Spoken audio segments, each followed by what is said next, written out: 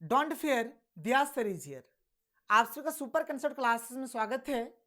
आज की इस वीडियो में आप लोगों को क्लास 12 पॉलिटिकल साइंस का very very important MCQ questions कराने वाला हूं, जो आप लोगों के एग्जाम में डायरेक्ट पूछा जाएगा। पॉलिटिकल साइंस के एमसीक्यू का हमारा 2 वीडियो आएगा।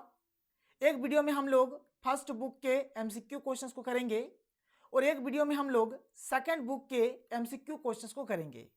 तो ये जो हमारा आज का वीडियो है, इस वीडियो में हम लोग फर्स्ट बुक के कंप्लीट एमसीक्यू क्वेश्चंस को करेंगे। मैंने आपको सेकंड बुक का एमसीक्यू का वीडियो दे दिया है, तो ये 2 वीडियो एमसीक्यू का जाने वाला है। आप दोनों वीडियो को देखिए, एग्जाम देने चले जाइए, आप लोगों का एग्जाम बहुत ही अच्छा जाएगा।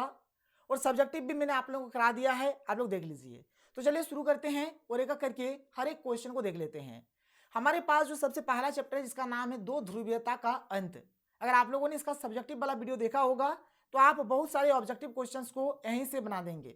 तो देखिए, हमारे पास जो सबसे पहला जो यहाँ पर क्वेश्चन है, आप यहाँ पर देख सकते हैं क्या है कि विश्व राजनीति के 2 ध्रुव कौन कौन थे। तो एक अमेरिका हो जाएगा, एक सोवियत संघ हो जाएगा।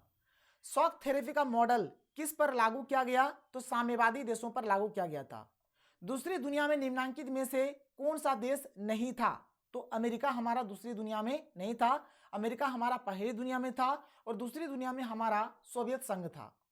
दूसरी दुनिया का आशय किन देशों से था? तो कम्युनिस्ट देश से बोलिए, साम्यवादी देश से बोलिए, समाजवादी देश से बोलिए, या फिर सोवियत संघ वाला जो देश है उससे बोलिए।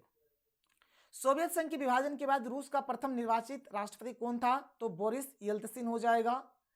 ग्लासनोस्ट और पेरेस्ट्रोइका के नियम किसने दिए थे? तो मिखाइल गोर्बाचेव ने दिया था। मिखाइल गोर्बाचेव ने सोवियत संघ, जो मिखाइल गोर्बाचेव थे ये सोवियत संघ के अंतिम राष्ट्रपति भी थे। इन्होंने पेरेस्ट्रोइका यानी कि पुनर्रचना और ग्लासनोस्ट यानी कि खुलेपन का नियम दिया था। 1917 में रूस में समाजवादी राज्य की स्थापना किसने किया था? तो लेनिन ने किया था। व्लादिमीर लेनिन, जो कि बेल्शेविक कम्युनिस्ट पार्टी के संस्थापक थे तथा 1917 की रूसी क्रांति के ये नायक भी थे। सोवियत संघ के अंतिम राष्ट्रपति कौन थे? तो मिखाइल गोर्बाचेव हो जाएगा। शॉक थेरेपी कब अपनाया गया? तो 1990 को अपनाया गया। सोवियत संघ का विघटन किस वर्ष हुआ था? तो 1991 को हुआ था। बोल्शेविक क्रांति कहाँ हुई थी? तो बोल्शेविक क्रांति हमारा रूस में हुआ था। बर्लिन की दीवार कब खड़ी की गई थी? तो 1961 में इसको खड़ा किया गया था।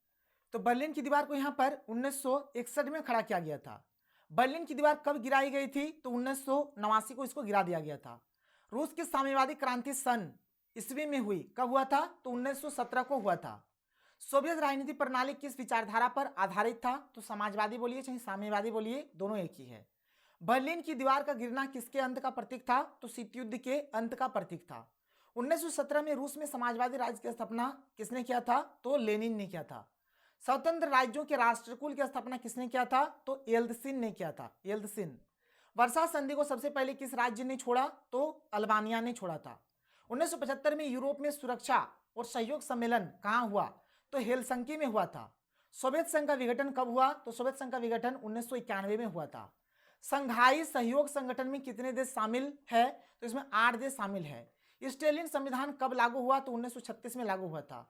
सोवियत संघ के विभाजन के बाद रूस का प्रथम निर्वाचित राष्ट्रपति कौन बना था? तो येल्त्सिन हो जाएगा। संयुक्त राज्य अमेरिका के राष्ट्रपति कौन थे? तो जो बाइडेन हो जाएंगे। अभी निम्नलिखित में कौन नाटो का सदस्य नहीं है? तो भारत। सीटो सेंटो नाटो वार्सा संधि किसी का भी सदस्य नहीं है। निम्नलिखित में से कौन सा एक देश नाटो का सदस्य है? तो ब्रिटेन हमारा नाटो का सदस्य है। ब्रेजनेव किस देश के राष्ट्रपति थे? तो सोवियत संघ के।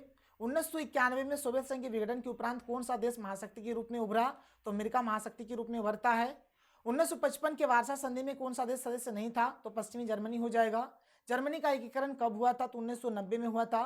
सोवियत संघ के विघटन के बाद कौन सा देश एक महाशक्ति के रूप में उभरा? तो संयुक्त राज्य अमेरिका हो जाएगा।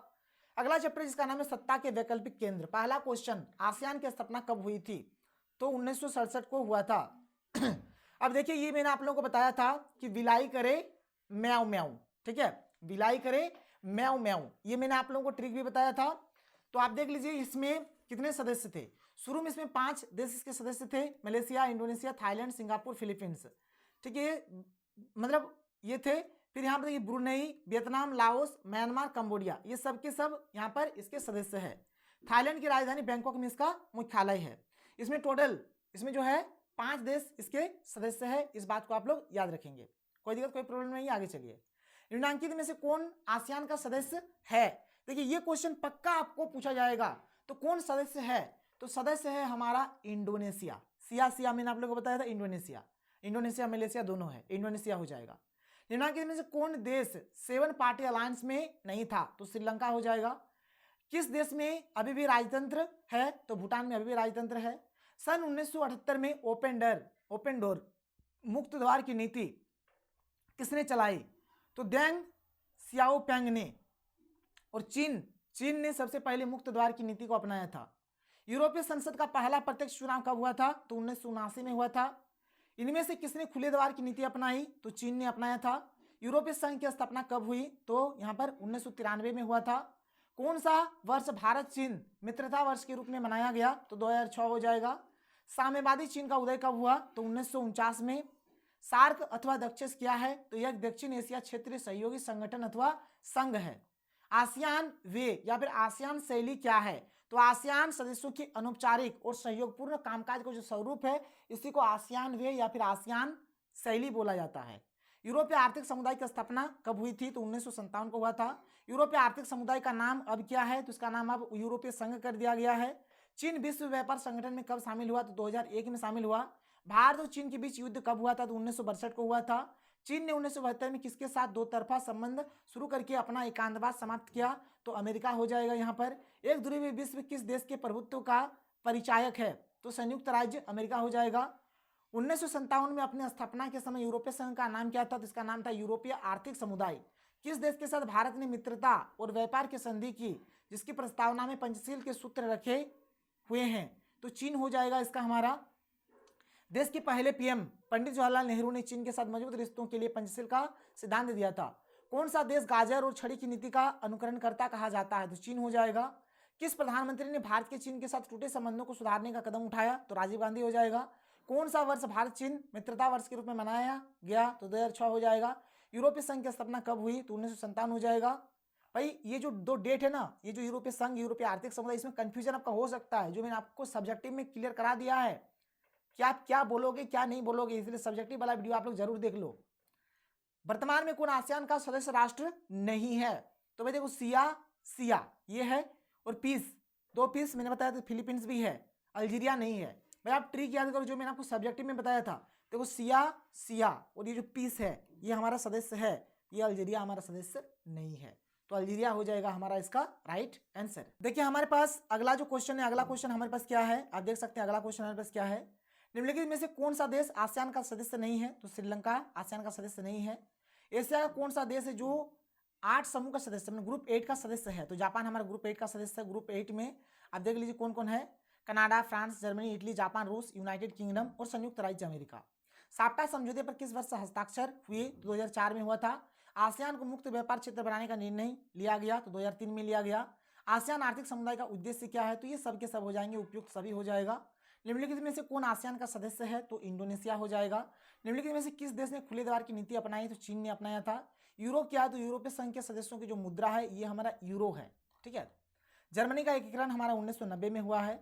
आसियान का 20वां शिखर सम्मेलन अप्रैल 2012 में कहाँ आयोजित हुआ? तो नोम पेन, ठीक है, नोम पेन में हुआ था। 33वां शिखर सम्मेलन सिंगापुर में, 34-35वां थाईलैंड में, 36-37वां जो है यहाँ पर वियतनाम में संपन्न होगा। निम्नलिखित में से कौन सा देश आसियान का सदस्य नहीं है? तो भारत आसियान का सदस्य नहीं है। किस वर्ष चीन ने भारत पर आक्रमण किया था? 1962 में किया था। अगला चैप्टर शुरू हो रहा है जिसका नाम है समकालीन दक्षिण एशिया। पहला क्वेश्चन, भारत और पाकिस्तान के बीच कारगिल युद्ध कब हुआ? तो 1999 को हुआ था। निम्नलिखित में से सार्क का सदस्य नहीं है? तो इंडोनेशिया सार्क का सदस्य नहीं है। देखिए सार्क दक्षिण का सदस्य कौन कौन सा है? अफगानिस्तान है, बांग्लादेश है, भूटान है, भारत है, मालदीव है, नेपाल है, पाकिस्तान है, श्रीलंका है।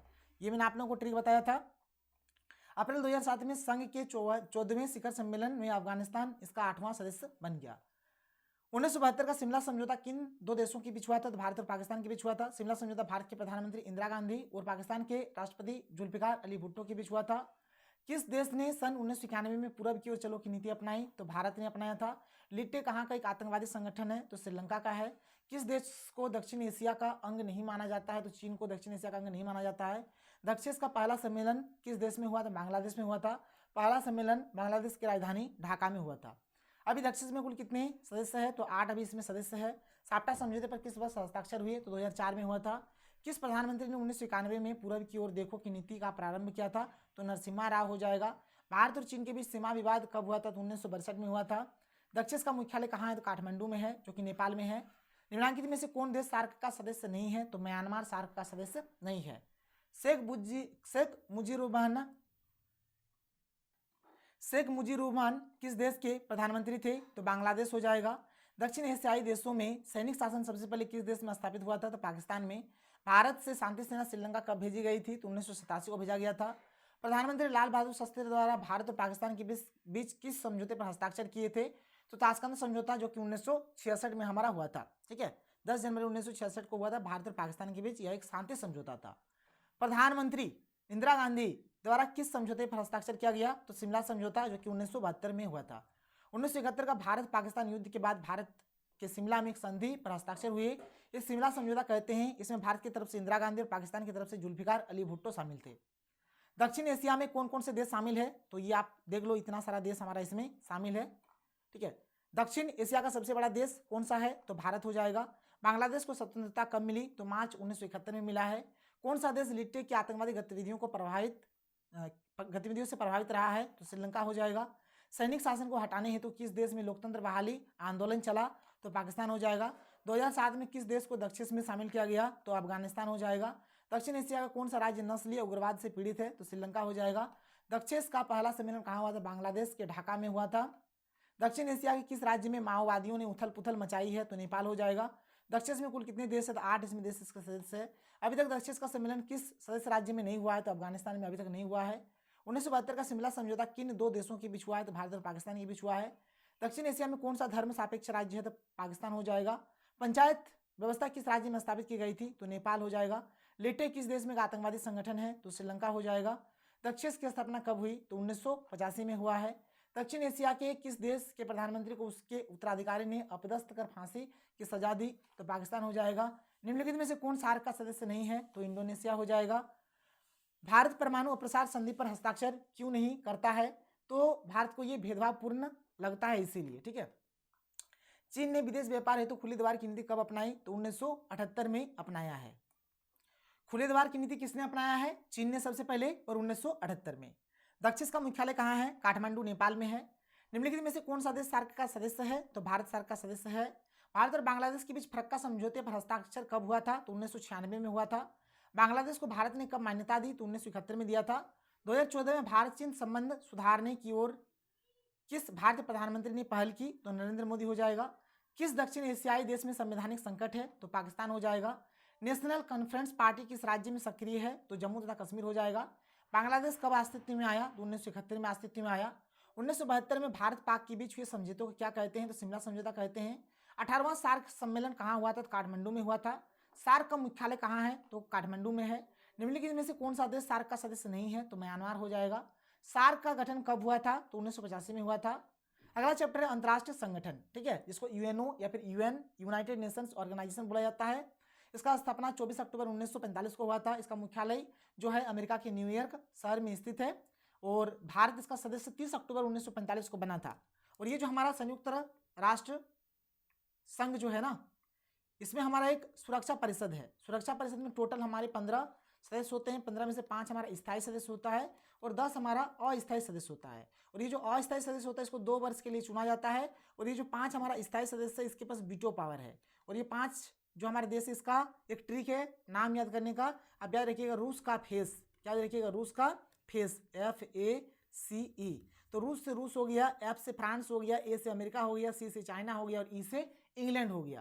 तो ये जो 5 देश है इसके पास क्या है? वीटो पावर है। चलो आगे बढ़ते हैं, आगे देखते हैं, आगे देखते चलो। अंतर्राष्ट्रीय न्यायालय कहाँ स्थित है? तो हेग, जो कि नीदरलैंड्स में है। अंतर्राष्ट्रीय श्रम संगठन का मुख्यालय कहाँ है? तो जेनेवा में है। ठीक है, जेनेवा स्विट्जरलैंड में स्थित है। अंतर्राष्ट्रीय न्यायालय में न्यायाधीशों का कार्यकाल कितना होता है? तो 9 साल होता है। और 15 न्यायाधीश चुने जाते हैं। कौन चुनते हैं? महासभा चुनते हैं। महासभा द्वारा 15 न्यायाधीश चुना जाता है और ये 9 वर्ष के लिए चुना जाता है। अंतर्राष्ट्रीय न्यायालय में न्यायाधीशों की संख्या कितनी है? तो 15। विश्व बैंक की स्थापना कब हुई? तो 1944 में हुआ है। विश्व व्यापार संगठन कब अस्तित्व में आया? तो 1995 को आया था। वर्ल्ड ट्रेड ऑर्गेनाइजेशन WTO 1 जनवरी 1995 को अस्तित्व में आया था। निम्नलिखित में से कौन सुरक्षा परिषद का स्थायी सदस्य नहीं है? तो इजराइल नहीं है। भाई रूस का फेस याद रखिएगा, चीन, अमेरिका, रूस है, लेकिन इजराइल नहीं है। सुरक्षा परिषद में कितने अस्थायी सदस्य होते हैं? 10 अस्थायी सदस्य होते हैं। ठीक है, प्रारंभ में सुरक्षा परिषद में अस्थायी सदस्यों की संख्या 6 थी, जिसे 1966 में बढ़ाकर 10 कर दिया गया। मानवाधिकार परिषद की स्थापना कब हुई? तो 2006 में हुआ है। ठीक है, सन 1945 में संयुक्त राष्ट्र संघ के घोषणा पत्र पर कितने देशों ने प्रथम हस्ताक्षर किए थे? तो 51 देश हो जाएगा। संयुक्त राष्ट्र संघ के महासचिव बान की मूल किस देश के नागरिक है? तो दक्षिणी कोरिया हो जाएगा। भारत संयुक्त राष्ट्र संघ में कब शामिल हुआ था? तो 30 अक्टूबर 1945 को। संयुक्त राष्ट्र संघ की स्थापना कब हुई? तो 1945 को हुआ था। हथियार लड़ाने से अच्छा है जुबान की लड़ाई, यह किसका कथन है? तो मार्कस हो जाएगा। निम्नलिखित में से कौन सा देश संयुक्त राष्ट्र सुरक्षा परिषद का स्थायी सदस्य नहीं है? तो स्थायी सदस्य जापान हमारा नहीं है। कौन कौन? 5 सह सदस्य, इसका मैंने ट्रिक बताया है। रूस का फेस, उसको याद रखिएगा, 5 का नाम आपको याद रह जाएगा। विश्व व्यापार संगठन निम्नलिखित में से किस संगठन का उत्तराधिकारी है? तो general agreement on trade and tariff. विश्व व्यापार संगठन का कार्यालय कहाँ है? तो जिनेवा में है। महासचिव का कार्यकाल कितने वर्षों का होता है? तो 5 वर्षों का होता है। सुरक्षा परिषद के अस्थायी सदस्यों का कार्यकाल कितने वर्षों का होता है? तो 2 वर्ष का होता है। संयुक्त राष्ट्र प्रतिबंध की रचना किसने की है? तो एफडी रूजवेल्ट ने किया है। संयुक्त राष्ट्र संघ के किस महासचिव की वायु दुर्घटना में मृत्यु हुई है? तो डैग हमरशोल्ड। ठीक है, डैग हमरशोल्ड इसका हो जाएगा। वीटो के प्रावधान का फैसला किस सम्मेलन में किया गया था? तो याल्टा सम्मेलन में किया गया था। ठीक है, याल्टा सम्मेलन हो जाएगा। संयुक्त राष्ट्र संघ के आर्थिक और सामाजिक परिषद में कुल कितने सदस्य हैं? तो उसमें 54 सदस्य टोटल। इसमें प्रारंभ में 18 सदस्य थे, फिर 27 हुआ, फिर अभी बढ़ाकर इसको 54 कर दिया गया है। किसकी सिफारिश पर महासभा महासचिव की नियुक्ति करती है? तो सुरक्षा परिषद हो जाएगा। ठीक है, किसी गैर सरकारी संगठन को मान्यता कौन दे सकता है? तो महासचिव देता है। 1945 में संयुक्त राष्ट्र संघ की स्थापना हुई, उसका मौलिक सदस्य कौन था? तो भारत उसका मौलिक सदस्य था। 1950 में संयुक्त राष्ट्र संघ की महासभा ने किस नई व्यवस्था को जन्म दिया? तो शांति स्थापना हो जाएगा। संयुक्त राष्ट्र का वर्तमान महासचिव कौन है? एंटोनियो गुटेरेस हो जाएगा। ठीक है, एंटोनियो गुटेरेस हो जाएगा। अंतर्राष्ट्रीय अणु ऊर्जा अभिकरण की स्थापना कब हुई? तो 1957 में हुआ है। सॉरी, निम्न में से कौन सुरक्षा परिषद का स्थायी सदस्य नहीं है? तो इटली हो जाएगा हमारा। संयुक्त राष्ट्र संघ के प्रथम एशियाई महासचिव कौन थे? तो यूथांड हो जाएगा। अंतर्राष्ट्रीय श्रम संगठन का मुख्यालय कहाँ अवस्थित है? जिनेवा में है, जो कि स्विट्जरलैंड में है। निम्नलिखित में से कौन सा मानवाधिकार संगठन है? तो एमनेस्टी इंटरनेशनल हो जाएगा। संयुक्त राष्ट्र संघ के कितने अंग है? तो इसके 6 अंग है। संयुक्त राष्ट्र संघ का सबसे बड़ा अंग कौन सा है? तो महासभा सबसे बड़ा अंग है। सुरक्षा परिषद में कुल कितने स्थायी सदस्यों की संख्या होती है? तो 5 स्थायी सदस्य होते हैं। विश्व के देशों के बीच व्यापार संगठन होने के लिए कौन सा अंतर्राष्ट्रीय संगठन है? तो विश्व व्यापार संगठन है। भारत संयुक्त राष्ट्र संगठन का सदस्य कब बना? तो 1945 में ही बन जाता है। किस देश ने सुरक्षा परिषद में निषेधाधिकार यानी कि वीटो पावर का सबसे अधिक बार यूज किया है? तो रूस हो जाएगा। अंतर्राष्ट्रीय मुद्रा कोष का मुख्यालय कहाँ है? तो वाशिंगटन में है। ठीक है, वाशिंगटन डीसी में है। IMF international monetary fund. Amnesty international किससे संबंधित है? ये मानवाधिकार से संबंधित है। क्यूबा संकट किस वर्ष हुआ है? तो 1962 में हुआ है। संयुक्त राष्ट्र संघ के चार्टर में कितनी धाराएं हैं? तो 111 धाराएं हैं। ठीक है, 19 चैप्टर है और 111 आर्टिकल अनुच्छेद है। अगला हमारा जो चैप्टर है जिसका नाम है समकालीन विश्व में सुरक्षा। एनपीटी से आप क्या समझते हैं? एनपीटी का मतलब होता है न्यूक्लियर ऑन प्रोलिफरेशन ट्रीटी यानी कि परमाणु अप्रसार संधि। एबीएम का अर्थ है एंटी बैलिस्टिक मिसाइल संधि। CWC का फुल फॉर्म है chemical weapons convention. BWC biological weapons convention. BWC पर हस्ताक्षर हुआ 1972 पर। CWC पर हस्ताक्षर हुआ 1992। अमेरिका पर आतंकवादी हमला कब हुआ और किसने किया? तो 11 सितंबर, जिसको 9/11 की घटना भी बोलते हैं। 11 सितंबर 2001 को अलकायदा संगठन द्वारा अमेरिका पर हमला किया गया। 1990 से 1995 के बीच 70 देशों के मध्य 93 युद्ध हुए, जिसमें करीब 55.5 लाख लोग मारे गए। 2003 तक पूरी दुनिया में कितने लोग HIV एड्स से संक्रमित हो चुके हैं? तो संपूर्ण विश्व में लगभग 4 करोड़ लोग। एड्स से सर्वाधिक प्रभावित महाद्वीप कौन सा है? तो अफ्रीका है। 1990 के दशक में ब्रिटेन में फैली महामारी तो मैडका हो जाएगा। 1949 में रवांडा की तुत्सी जनजाति के अस्तित्व को खतरा हो गया था, किससे? तो HIV एड्स से। पाकिस्तान ने भारत पर आक्रमण कब कब किया? 1948, 1965, 1971, 1999 में। चीन ने भारत पर आक्रमण कब किया? 1962 में। भारत में पहला परमाणु परीक्षण कब किया? तो 1974 राजस्थान के पोखरण में। जापान में किन शहरों पर परमाणु बम गिराया गया? तो 1945 में अमेरिका गिराया था, हिरोशिमा और नागासाकी। व्यापक परमाणु परीक्षण प्रतिबंध संधि कब हुई? तो 1996 में हुआ था। एनपीटी का पूरा नाम मैंने आपको पहले ही बता दिया। इस पर 1968 में हस्ताक्षर हुआ था। यह वर्ष 1970 से परिवर्तित हुआ। परमाणु अप्रसार संधि 1968 पर हस्ताक्षर करने वाले किन्हीं 4 देशों के नाम लिखिए? तो अमेरिका, रूस, Britain, Iran. Operation infinite rich किस अमेरिकन राष्ट्रपति के आदेश से किया गया था? तो बिल क्लिंटन हो जाएगा। ऑपरेशन इनफाइनाइट रिच किससे संबंधित है? तो ऑपरेशन इनफाइनाइट रिच अमेरिकन राष्ट्रपति बिल क्लिंटन के आदेश से वर्ष 1998 में किया गया था। यह अफगानिस्तान में आतंकवादियों के विरुद्ध की गई कार्रवाई थी। निम्नलिखित में से कौन परंपरागत ऊर्जा की अवधारणा है और कौन अपरंपरागत यहाँ पर सुरक्षा की अवधारणा है? तो सैनिक धमकी से सुरक्षा परंपरागत सुरक्षा हो जाएगा। सैनिक धमकी से सुरक्षा, सैनिक धमकी से जो सुरक्षा है ये परंपरागत सुरक्षा हो जाएगा, और महामारी से जो सुरक्षा है ये हमारा अपरंपरागत सुरक्षा हो जाएगा। वर्साई की संधि 1919 में हुआ है। जर्मनी ने 28 जून 1919 के दिन वर्साई की संधि पर हस्ताक्षर किए। चलिए आगे देखते हैं कुछ क्वेश्चन है। संयुक्त राष्ट्र संघ के चार्टर में किस व्यवस्था को स्थान दिया गया है? सामूहिक सुरक्षा। 1950 में संयुक्त राष्ट्र संघ की महासभा ने किस नई व्यवस्था को जन्म दिया? तो शांति स्थापना हो जाएगा। दो महाशक्तियों की भूमिका ने कौन सी स्थिति पैदा की जिससे तीसरा महायुद्ध घटित न हो सका? तो आतंक का संतुलन। किस संधि ने परमाणु परीक्षणों को पूर्णतः वर्जित किया है? तो व्यापक परीक्षण प्रतिबंध संधि हो जाएगा, और यह संधि 24 सितंबर 1996 को अस्तित्व में आई। संयुक्त राष्ट्र संघ के तत्वाधान में निःशक्तिकरण आयोग कब बना? तो निःशक्तिकरण आयोग जो है 1952 11 जनवरी 1952 को बना था। नक्षत्र युद्ध कार्यक्रम किस देश ने बनाया? तो संयुक्त राज्य अमेरिका हो जाएगा। कोरिया की लड़ाई रोकने हेतु संयुक्त राष्ट्र संघ को सुरक्षा परिषद ने किस व्यवस्था का आह्वान किया? तो सामूहिक सुरक्षा हो जाएगा। शांति स्थापना के कार्यों की देखरेख किस अधिकारी के अधीन है? तो महासचिव हो जाएगा। शांति निर्माण की विधि का प्रयोग सबसे पहले कहाँ हुआ? तो कांगो के गृहयुद्ध में हुआ। किसमें किसी एक राष्ट्र पर हुआ आक्रमण सभी राष्ट्र पर आक्रमण समझते हुए सामना किया जाता है? तो सामूहिक सुरक्षा में। विश्व में सबसे अधिक सशस्त्र संघर्ष कहाँ होते हैं? तो अफ्रीका के सहारा मरुस्थल के दक्षिणावर्ती देशों में। निम्नलिखित में से कौन नाटो का सदस्य नहीं है? तो भारत। विश्व एड्स दिवस कब मनाया जाता है? तो 1 दिसंबर को मनाया जाता है। विश्व में शांति बनाए रखने का दायित्व किस पर है? तो सुरक्षा परिषद पर है। वैश्विक तापवृद्धि किस सुरक्षा का मामला है? तो सामूहिक सुरक्षा हो जाएगा। CTBT प्रस्ताव संयुक्त राष्ट्र संघ द्वारा कब स्वीकार किया गया? तो 10 सितंबर 1996 को। भारत द्वारा दूसरा परमाणु परीक्षण कब किया गया? दूसरा सफल परमाणु परीक्षण कब किया गया है? यह आप लोगों को यहाँ पर बताना है। तो दूसरा पूछा गया है, थोड़ा सा यहाँ पर मिस प्रिंट आप देख लो। तो पहला वाला हुआ है 1974 को, पहला वाला हुआ है 1974 को, दूसरा वाला हुआ है 1998 को।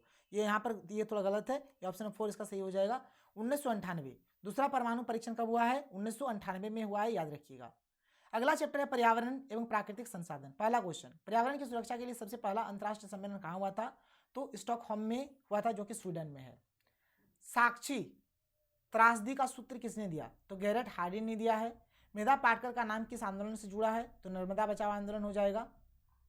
किस कमेटी की रिपोर्ट पर भारत सरकार ने पर्यावरण विभाग स्थापित किया? तो तिवारी कमेटी हो जाएगा। नारायण दत्त तिवारी की अध्यक्षता में कमेटी गठित की गई, जिसकी सिफारिशों के आधार पर 1980 में भारत के पर्यावरण विभाग की स्थापना की गई। पर्यावरण और विकास पर विश्व आयोग की रिपोर्ट का क्या शीर्षक है? तो हमारा साझा भविष्य। हमारी सामरिक सुरक्षा उपकरण या नक्षत्र युद्ध कार्यक्रम किस देश ने बनाया? तो संयुक्त राज्य अमेरिका हो जाएगा। 1992 का पृथ्वी शिखर सम्मेलन हुआ, जिसका आयोजन संयुक्त राष्ट्र संघ ने किया था। वैश्विक ताप वृद्धि यानी ग्लोबल वार्मिंग से किस देश को सबसे अधिक खतरा है? तो मालदीव को सबसे ज्यादा खतरा है। 1992 में किस शहर में पृथ्वी सम्मेलन हुआ था? तो रियो डी जेनेरो, जो कि ब्राजील में है। ग्रीन हाउस गैस से संबंधित है, तो वैश्विक ताप वृद्धि से। ओजोन परत में हो रहे तीव्र क्षय के कारण कौन सी किरणें पृथ्वी के वातावरण को नुकसान पहुंच रही है? तो अल्ट्रा वायलेट रे, ठीक है, यूवी रे जो है हम लोग बोलेंगे। पहला पर्यावरण शिखर सम्मेलन कहाँ हुआ था? तो कोयोटो में हुआ था। भारत ने 1992 के रियो डी जेनेरो तथा 1997 के कोयोटो सम्मेलन में भाग लिया था। बच्चों के अधिकारों के लिए कौन सा अंतर्राष्ट्रीय संगठन है? तो यूनिसेफ है। विश्व पर्यावरण दिवस हम लोग कब मनाते हैं? तो 5 जून को मनाया जाता है। हम लोग विश्व पर्यावरण दिवस कब मनाते हैं? तो 5 जून को मनाया जाता है। निम्नलिखित में से कौन एक पर्यावरणविद नहीं है? तो अरविंद केजरीवाल यहाँ पर नहीं है, पहले दिल्ली के CM थे, अब वो भी नहीं है। विश्व महिला दिवस कब मनाया जाता है? तो 8 मार्च को मनाया जाता है। कोडो प्रोटोकॉल सम्मेलन कब और किस देश में हुआ था? तो 1997 में जापान में हुआ था। भारत में कोडो प्रोटोकॉल पर हस्ताक्षर कब हुआ? तो 2002 में हुआ था। भारत में ऊर्जा संरक्षण अधिनियम कब पारित हुआ? 2001 में हुआ। 1992 में पर्यावरण से संबंधित कौन सा शिखर सम्मेलन हुआ? तो पृथ्वी सम्मेलन हो जाएगा। रियो सम्मेलन की सिफारिशों को किस नाम से जाना जाता है? इसको एजेंडा 21 के नाम से भी जाना जाता है। वैश्विक तापवृद्धि में भूमिका निभाने वाले प्रमुख गैसें कौन कौन सी? कार्बन डाइऑक्साइड, मीथेन है, क्लोरोफ्लोरोकार्बन है। अंटार्कटिका के ऊपर ओजोन परत पर छिद्र की खोज कब हुई? तो 1980 के दशक हुआ। भारत में वन संपदा एवं वृक्षों के हितों में कौन सा आंदोलन चलाया गया? तो चिपको आंदोलन हो जाएगा। भारत में बांध विरोधी तथा पर्यावरण बचाव संबंधी कौन सा आंदोलन चलाया गया? तो नर्मदा आंदोलन हो जाएगा। चिपको आंदोलन के मुख्य उद्देश्य को उजागर कीजिए। तो चिपको आंदोलन का मुख्य उद्देश्य वनों के कटाव को रोकना है। भारत में ऊर्जा संरक्षण अधिनियम कब पारित हुआ? तो 2001 में पारित हुआ था। अगला हमारा वैश्वीकरण या भूमंडलीकरण।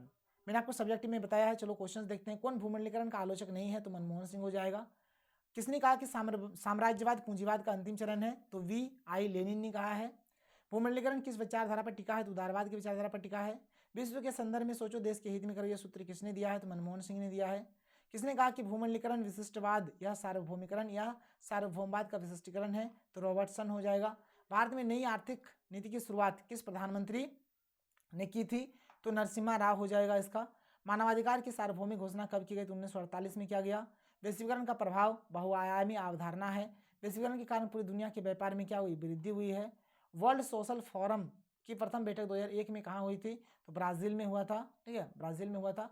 भूमंडलीकरण किस विचारधारा पर टिका है? तो उदारवाद की विचारधारा पर टिका है। भारत ने नवीन आर्थिक नीति कब अपनाई? तो 1991 में अपनाया। ठीक है, PV नरसिंह राव सरकार ने जून 1991 में भारत की अर्थव्यवस्था को नई दिशा प्रदान की। वर्ल्ड सोशल फोरम की चौथी बैठक 2004 ईस्वी में कहाँ हुई थी? तो मुंबई में हुआ था। भारत अर्थव्यवस्था मिश्रित अर्थव्यवस्था है। न उदारवादी वैश्वीकरण के प्रभाव का मंच बना है, जिसका नाम क्या है? कोमिंटर्न। भारत ने वैश्वीकरण को क्यों अपनाया? तो वित्तीय संकट से उबरने और आर्थिक वृद्धि की ऊंची दर प्राप्त करने के लिए।